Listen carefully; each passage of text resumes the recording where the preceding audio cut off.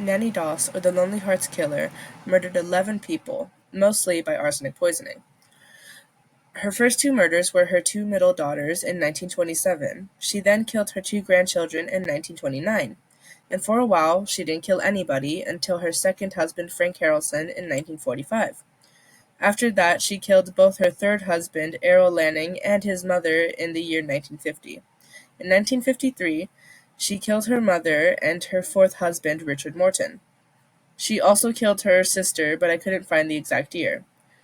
Her last murder was her fifth husband, Samuel Doss. His doctor got suspicious of his sudden death since Mr. Doss was in the hospital not long before and was healthy. Turns out Nannie Doss tried to kill him the first time he was at the hospital, but he survived. The next time she tried to kill him, she made sure he was dead.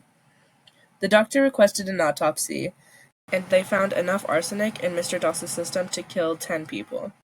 Nannie Doss, her real name being Nancy Hazel, was born November 4th, 1905 in Blue Mountains, Alabama. Nannie didn't have a very good childhood. She had little to no education. In fact, her father dropped her out of school after 6th grade to be farm help. Her father was psychologically abusive and very controlling. He didn't allow any of the girls to dress nicely or wear any makeup so as to not lure in any predators.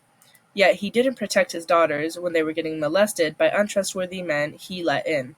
Nannie claims that she got a frontal lobe injury when she was 7 when a train suddenly stopped moving.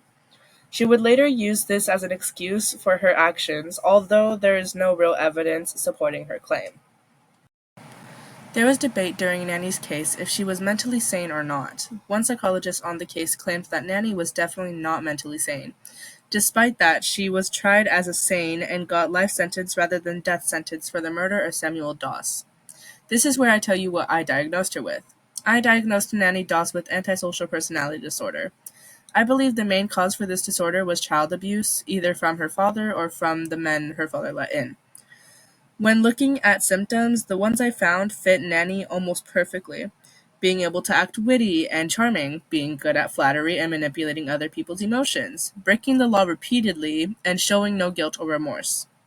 Nannie Doss was also known as the Giggling Grandma or the Jolly Black Widow.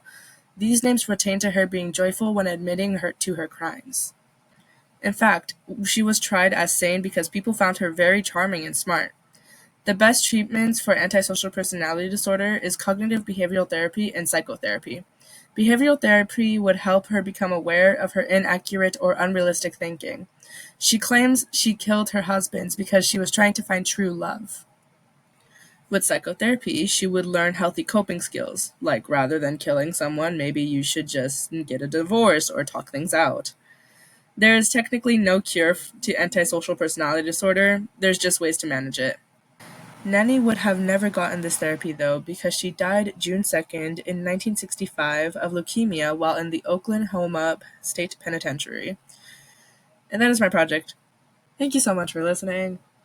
I had to record this so much. I can't read. I hope it's good.